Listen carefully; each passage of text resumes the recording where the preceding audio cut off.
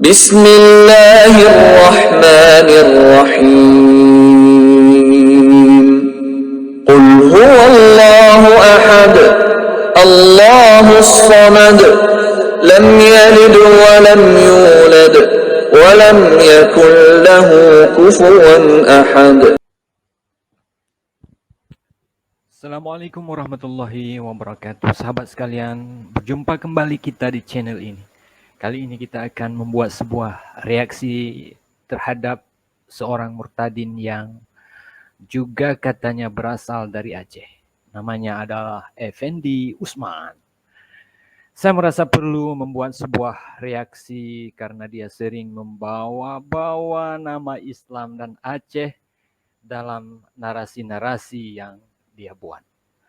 Nanti kita akan membuat perbandingan juga dengan seorang mu'alaf yang menurut saya mu'alaf ini lebih cerdas dari si Effendi Usman ini dalam menentukan sebuah pilihan keimanannya.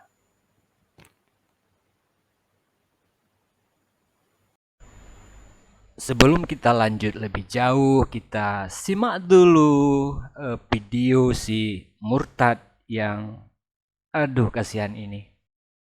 Malang Arsenal.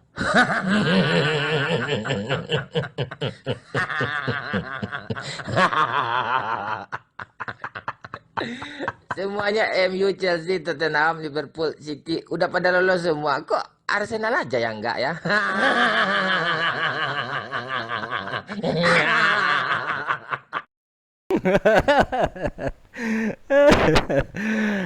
Aduh, ada jaminan kocak nih. Aduh, tapi menghibur juga kadang-kadang Minang kocak ini. Baik, kawan-kawan, kita langsung simak video si murtad ini. Yesus sendiri yang memilih saya. Jadi berat sekali nih bang, saya berat sekali cerita supaya saya kembali ke agama Islam.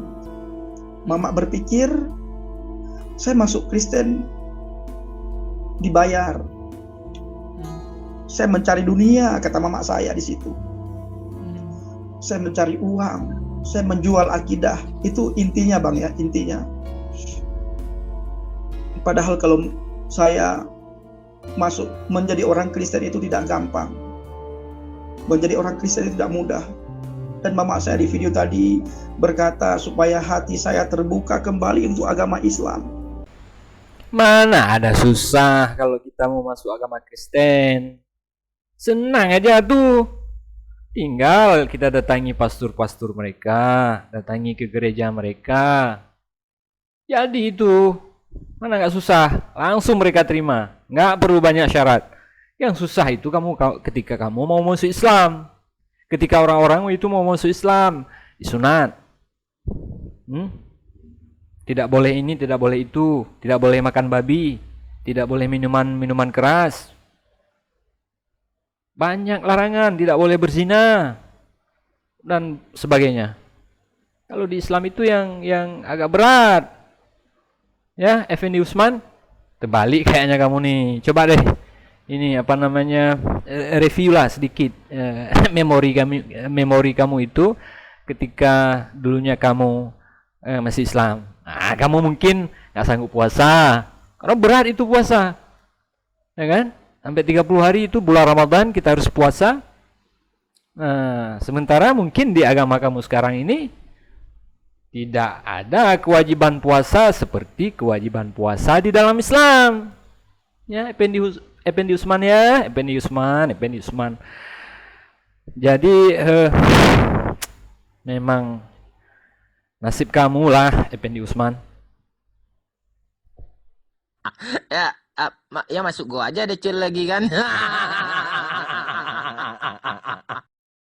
Lihatlah minggu-minggu awal ini banyak Jones pergi ke masjid itu, pergi tarawih kan. Tahu aja lah apa tujuannya pergi tarawih kan. Kasihan si Jones kan.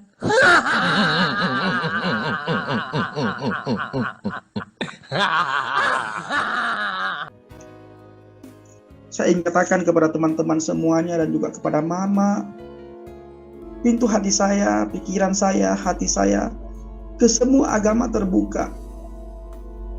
Tapi iman saya itu kepada Yesus Kristus.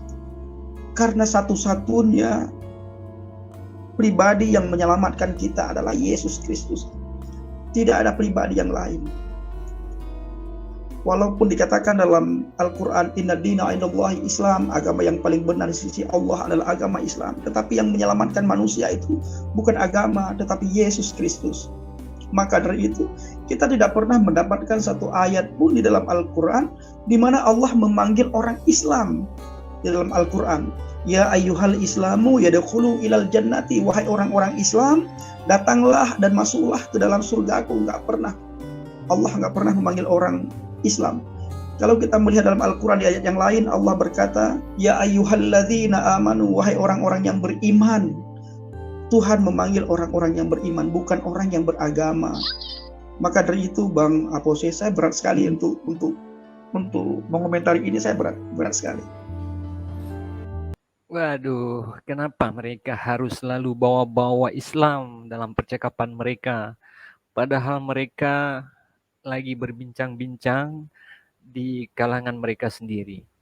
Ini sudah menjadi kebiasaan mereka selalu. Ini sudah menjadi kebiasaan buruk mereka melencengkan pemahaman-pemahaman tentang Islam. Mana ada seperti itu pemahaman Islam? Apa si Effendi Usman ini sudah lupa dia? Atau dia memang dulunya dia tidak pernah paham terhadap Al-Quran? Bahwa di dalam Al-Quran ada satu ayat yang menyerukan kepada manusia untuk masuk ke dalam ajaran agama Islam secara kafah. Jadi bukan nggak ada pentingnya agama, wahai Effendi Usman, di dalam Islam. Di dalam Islam itu menegaskan bahwa agama itu ada. Agama yang benar, agama yang diakui, agama yang diridai oleh Allah itu adalah agama Islam. Hai Effendi Usman, kalau mau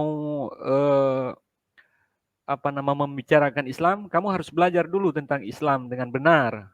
Jangan asal ngomong, sehingga dari omongan kamu itu akan menyesatkan banyak orang.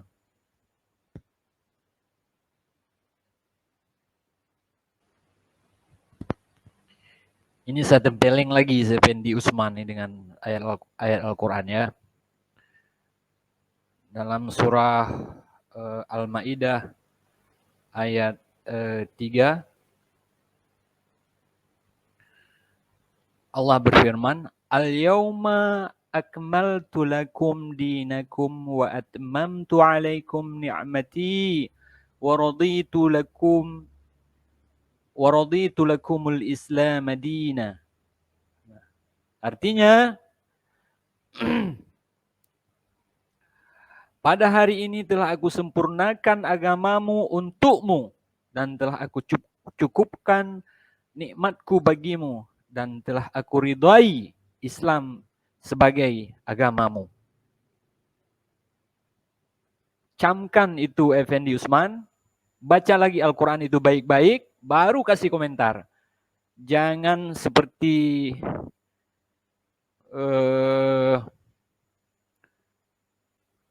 orang tolol dalam menjelaskan Islam. Tidak ada hak kamu sebagai orang yang bukan Islam kemudian menjelaskan Islam seenak dengkulmu, Effendi Usman. Jadi kalau kamu sudah Kristen, ya Kristen saja. Bicarakan tentang Kristenmu itu. Kalau memang di dalam Kristen tidak mengenal agama, ya nggak ada masalah dengan kami.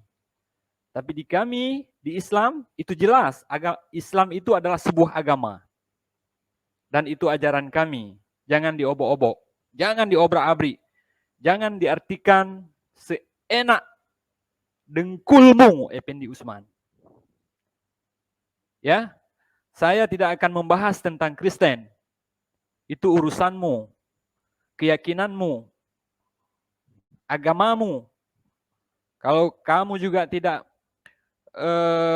memahami bahwa Kristen itu adalah sebuah agama, itu urusanmu, bukan urusan kami. Jadi jangan kemudian dengan pengetahuan rendahmu itu membahas, membawa-bawa agama orang lain. Gitu ya, Effendi Usman?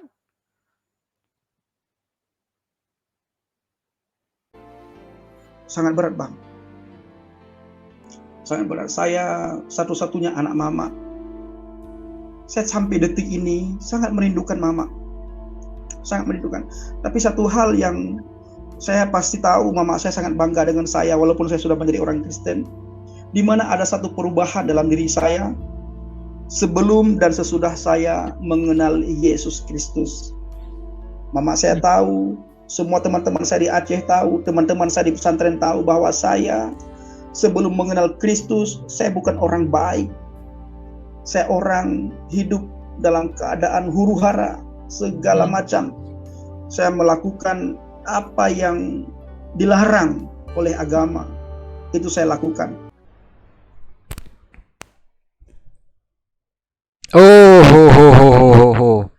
Rupanya si Effendi Usman ini memang bukan orang baik-baik, ya. Ini pengakuan dia sendiri nih. Jadi ketika dia Islam dulu itu, dia bukan orang baik-baik. Orang yang bukan orang baik-baik, ya bisa kita simpulkan lah. Kebalikannya pasti orang jahat. Ya, pasti orang jahat. Jadi dia mengakui bahwa dia itu memang bukan orang baik. Dia orang yang sering melanggar perintah Tuhan.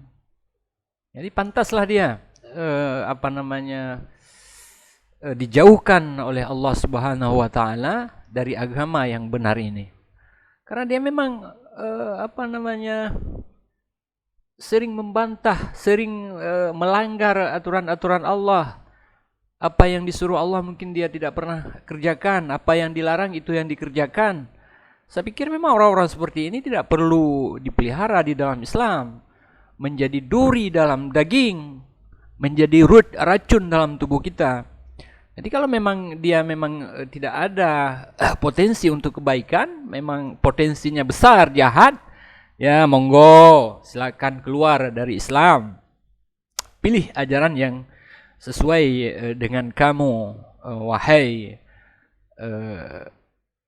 murtadin, ya.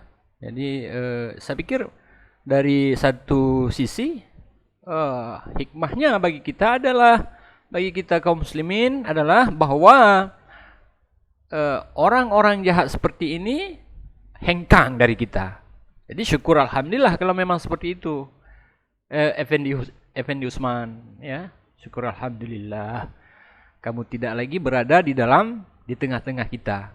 Bayangkan kalau kamu terus berada di tengah-tengah kita, kamu yang melakukan kejahatan, kamu yang melanggar perintah Allah, kamu yang membuat ini, yang membuat onar segala macam, kemudian nanti orang akan mencap, oh tengok itu orang Aceh itu, oh orang Aceh itu jahat, orang Aceh itu tidak taat. Padahal oknum-oknum yang seperti kamu ini yang melakukan, tidak keseluruhan orang Aceh seperti kamu.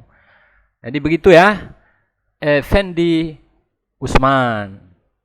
Terima kasih atas pengakuanmu, bro. Tetapi ketika saya mengalami perjumpaan pribadi dengan Yesus melalui Yohanes 14 ayat 6, di situ saya diubahkan. Di situ terjadi perubahan dalam diri saya. Pikiran saya, tingkah laku saya, hati saya, roh saya, semua diubahkan oleh Tuhan. Tuhan Yesus itu baik. Tuhan Yesus tidak seperti yang kita dengar. Tuhan Yesus itu lemah lembut, luar biasa, dan tidak bisa saya bayangkan, tidak bisa saya katakan dengan kata-kata. Baik, luar biasa, sangat baik. Dan perlu juga kita. Nah, ini pengakuan dia yang mengatakan bahwa dia itu dijemput oleh Yesus. Dia itu diambil oleh Yesus. Kemudian dia mengatakan dia itu baru sadar ketika dia membaca Yohanes 14 ayat 6 di dalam Bible mungkin ya, Bible. Tapi saya tidak tahu apakah itu betul yang menyebabkan dia kemudian murtad. Karena kalau kita lihat beberapa orang Kristen mengatakan bahwa ini bukan kata saya ya, bukan kata saya. Kalau kita membaca Bible, misalkan seperti Deo Liva Yumara mengatakan nanti bodoh. Coba kita lihat yang dikatakan oleh Deo Liva Yumara.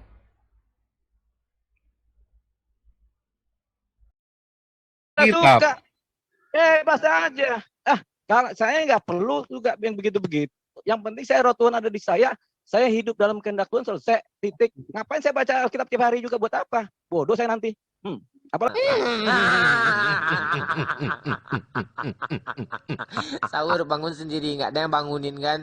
Pas buka pengen pula buka bareng, tapi sama siapa buka lagi?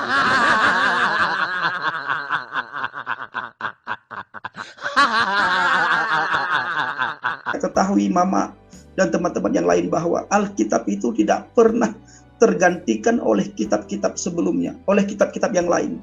Alkitab tidak akan pernah tergantikan oleh kitab-kitab yang lain, tidak akan pernah. Dan seperti yang sering saya bilang bahwa apa yang Mama tahu tentang kekristenan, apa yang teman-teman tahu tentang kekristenan, begitu pula. Mana mungkin orang Aceh tahu banyak tentang kekristenan secara detail, tidak mungkin. Karena dari zaman dahulu kala, dari zaman penjajahan sekian ratus tahun yang lalu, itu yang ada di dalam benak orang Aceh adalah sebuah ketraumaan terhadap ajaran Kristen. Kenapa? Karena yang membawa ajaran Kristen ke sini, ke Indonesia ini, itu adalah para penjajah yang menjajah orang Aceh ratusan tahun. Jadi itu kalau kamu tanya, ini karena kamu sudah tanya ini Effendi Usman. Kalau tidak, saya tidak akan mengatakan, tidak akan kasih tahu nih. Dan tidak perlu dibicarakan. Tapi karena kamu yang sudah ngungkit-ngungkit, apa yang ada di dalam benak kami orang Aceh terhadap Kristen, apa itu Kristen, apa yang kami ketahui tentang Kristen, ya saya kasih tahu. Ya, pertama, Kristen itu adalah ajaran yang dibawa oleh penjajah, ya, yang disebarkan ke Nusantara ini. Yang kedua, ya, ini yang saya tahu ya, jangan, mohon maaf nih kawan-kawan yang lain ya, kawan-kawan Kristen, saya tidak bermaksud menistakan. Karena Effendi Hasan bertanya, Effendi Usman ya maaf, Effendi Usman ini bertanya, apa yang ada di dalam benak kami orang Aceh terhadap ajaran Kristen? Ya, yang pertama tadi saya katakan, ajaran Kristen itu disebarkan melalui penjajahan, ya, pemaksaan dan sebagainya. Kemudian ajaran Kristen juga di antaranya sebagian mereka itu boleh memakan daging babi, mereka tidak disunat, ya kan? Dan sebagainya dan sebagainya. Saya tidak perlu membahas semuanya. Nanti kalau saya ambil Bible mereka atau kitab yang mereka anggap suci itu, saya bacakan, nanti pening si Effendi Usman ini. Kayaknya dia belum pernah membaca keseluruhan isi Bible. Jadi yang dia kutip mungkin yang good saja, yang enak didengar. Karena ada beberapa ayat di dalam Bible itu, nggak enak betul didengar kawan-kawan. Tapi saya tidak akan membahas itu. No, saya tidak akan membahas itu, Effendi Usman. Lakum dinukum waliyadin. Agamamu bagimu, kami punya agama sendiri. Jadi cukup di situ batasan kita, Effendi Usman. Jadi di dalam konten-konten kamu selanjutnya silakan kamu buat. Tapi ingat ya. Kamu jangan sekali-kali membawa ajaran Islam. Jangan kemudian juga menyeret-nyeret kami sebagai suku Aceh. Karena apa? Kalau itu kamu lakukan, kami pasti akan mengcounter. Kami pasti akan mereaksi. Kami pasti minimal akan memberi komentar terhadap itu. Apalagi nanti suatu saat, kalau misalkan kamu nih Saya yakin kamu ini akan dipersiapkan untuk menjadi misionaris. Pasti itu. Nama kamu aja sudah evangelis. Evangelis Effendi Usman, ya kan? Nah, jadi pastilah kamu memiliki tugas dan tanggung jawab untuk namanya misi-misi misionaris. Nah, di Indonesia ini saya kasih tahu lagi kepada kamu Effendi Usman bahwa di kita itu ada undang-undang yang melarang salah satu pemeluk agama menyebarkan agama dia kepada orang yang sudah memiliki agama. Nah, ini hati-hati kamu Effendi Usman. Kalau suatu saat nanti kamu pulang ke Aceh, kamu menyebarkan agama kamu ini ke orang-orang Aceh, baik secara sembunyi-sembunyi atau terang-terangan, kalau saya tahu secara pribadi, saya yang kemudian kamu harus berhadapan dulu dengan saya, dan saya akan melaporkan kamu kepada pihak yang berwajib bahwa apa yang kamu lakukan itu adalah pelanggaran di negara ini. Karena itu jelas ada undang-undangnya, Effendi Usman. Jadi kamu jangan nanti melakukan tindakan-tindakan yang kamu sendiri tidak paham. Seperti yang tadi kamu bahas tentang Islam, tentang Al-Quran. Kamu sendiri tidak memahami Al-Quran dan Islam dengan baik. Kamu bahas. Nah, jadi hati-hati. Kalau kamu tidak punya pengetahuan cukup, hati-hati atas segala ucapan, atas segala tindakan-tindakan yang kamu lakukan. Jangan sampai nanti kamu seperti Muhammad kecil, atau Saifuddin Ibrahim, atau Paul Zhang yang harus lari, atau yang terakhir itu anak Batak, yang punya akun anak Batak itu, ya. Rudi Simamora itu. Nah, jangan sampai kamu nanti seperti itu, mendekam di dalam jeruji besi, ya, karena melakukan pelanggaran-pelanggaran yang kamu tidak ketahui. Ya, Effendi Usman, saya berbaik hati ini pada kesempatan ini memberitahukan, menasihati kamu, Effendi Usman. Jadi itu pesan saya kepada ente, kepada kamu bro, ya, hati-hati. Oke. Baiklah sahabat semuanya, kita cukupkan dulu mendengarkan video si murtad ini. Semakin lama kita mendengarnya semakin kacau balau saja terasa. Cukup sekedar kita tahu latar belakang si murtad ini dan kualitas diri yang dia miliki. Sekarang kita langsung menyapa mu'alaf kita, yaitu seorang yang mendapat hidayah untuk memeluk agama Islam. Beliau bukan orang sembarangan, beliau adalah orang yang taat dalam agama sebelumnya. Kebalikan dari si Effendi Usman, dia adalah orang yang tidak taat pada agama yang sebelumnya. Mu'alaf kita kali ini adalah seorang dokter gigi. Beliau adalah Dr. Karissa Grani. Assalamualaikum warahmatullahi wabarakatuh. Silakan dokter. Assalamualaikum warahmatullahi wabarakatuh. Saya bersyukur sekali, alhamdulillah boleh diundang ke sini.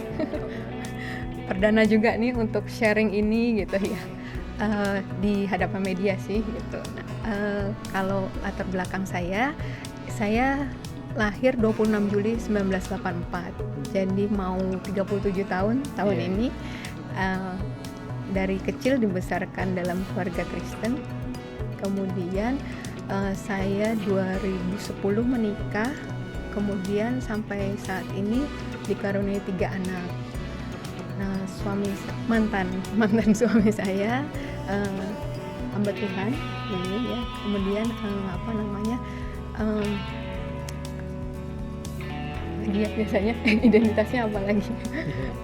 Sekarang saya bertugas ya, sebagai PNS di Jakarta Barat.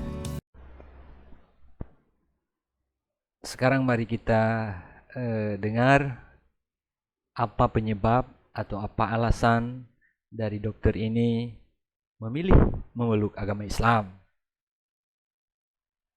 Silakan dokter. Ini langsung kayak mau nangis ya. Karena memang benar sih kalau itu ya, kalau apa yang terjadi dalam hidup kita tuh memang sudah tertulis dalam Lauhul Mahfuz ya. Itu saya baru tahu juga setelah kembali ke fitrah Islam ini gitu. Saya nggak pernah berpikir untuk suatu saat saya akan berubah jadi Islam. Dengan latar belakang keluarga saya seperti itu, kemudian suami juga pendidikan juga dari kecil sekolah Katolik ya mayoritas gitu. Kemudian apa ya, dari suku juga kan nggak mayoritas adalah non Muslim gitu kan. Jadi nggak pernah ada dalam pikiran saya akan sampai saat ini gitu ya. Jadi suatu hari di awal bulan Maret itu, awal-awal pandemi, iya tahun lalu ya itu kan kita lagi mulai digalakkan untuk pakai masker, sering cuci tangan, terus nggak boleh jabat tangan gitu ya. Entah kenapa saya berpikirnya saat itu kayak melihat wanita muslimah yang jaga wudhu, yang nggak boleh salaman gitu kan. Dulu ada beberapa teman kantor saya juga yang nggak mau salaman gitu kan sama lawan jenis. Itu saya dulu juga kayak rasanya gitu banget gitu kan dulu mikirnya gitu ya. Terus atau ngelihat wanita yang pakai cadar gitu kan kayaknya, terus kalaupun mereka foto atau apa itu emang kelihatan ya, atau suaminya emang nggak ketuker ya atau apa. Sempat ya mohon maaf sempat bercandanya ya seperti itulah ya gitu. Tapi nggak tahu kenapa di awal pandemi itu saya malah kayak dilihatnya adalah kok kayak orang muslimah itu ya gitu ya. Kayak sekarang kita kayak dipaksa semua pakai niqab ya, kayak seolah gitu ya. Sampai berpikir bahwa ini ajaran agamanya kok baik sekali ya, saya mikir. Apalagi saya dengan latar belakang medis kan, saya mikirnya saya lihatnya bukan saya jadi awalnya itu nggak belajar dokter. Sahabat sekalian, demikianlah yang dapat kita saksikan pada kesempatan kali ini. Apa yang kemudian menyebabkan Dr. Carissa Grani ini memeluk agama Islam dan menjadi seorang mu'alaf. Semua dilatar belakangi pengetahuan beliau yang tinggi, pengamatan beliau yang cakap dan cerdas terhadap fenomena yang terjadi. Kemudian beliau hubungkan dengan keyakinan agama Islam. Nah, sehingga beliau bisa menyimpulkan bahwa agama Islam itu sangat relevan, sangat cocok dan tidak bisa terbantahkan dengan fenomena-fenomena akademis atau fenomena-fenomena keilmuan, dalam hal ini keilmuan yang berhubungan dengan kesehatan sesuai dengan profesi beliau.